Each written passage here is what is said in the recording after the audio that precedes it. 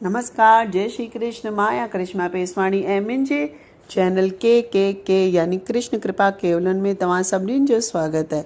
अची वई कती जी 2 एकादशियुनि जो विर्त असां सभई रखंदा आहियूं ऐं हुन मां हिकु विर्त सुभाणे आहे। त तव्हांजे मन में कॾहिं इहो सवाल आयो आहे कि भॻवान खे एकादशी जी तिथि हेरी प्रिय छो आहे? छो एकादशी जो विर्त सभिनीनि में श्रेष्ठ आहे? त अॼु मां तव्हांखे एकादशी जी तिथीअ जी कथा ॿुधायां थी, जो हिन प्रकार आहे। हिकु दफ़ो मुर नामक राक्षस सां लगातार युद्ध करण जे करे भगवान विष्णु तमामु थकी पिया ऐं बद्रिका आश्रम जी गुफ़ा में विश्राम करण लॻा। विश्राम कंदे कंदे भगवान जी अखि लॻी वई ऐं हुननि जो पीछो कंदे कंदे मुर राक्षस बि अची गुफ़ा में पहुतो। जॾहिं हुन भगवान खे निद्रा में लीन ॾिठईं त वीचार कयईं, छो न मां भगवान खे निंड में ई मारे छॾियां।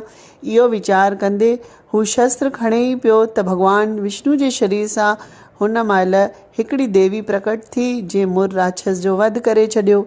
ऐं जॾहिं भगवान निद्रा मां जाॻिया त सभु ॾिसी करे देवी जे पराक्रम ते तमामु प्रसन्न थिया ऐं चयूं कि तुंहिंजो जन्म मार्गशीर्ष महीने जी कृष्ण पक्ष जी एकादशी जे ॾींहुं थियो आहे, हिन करे मां तुंहिंजो नालो एकादशी थो रखां।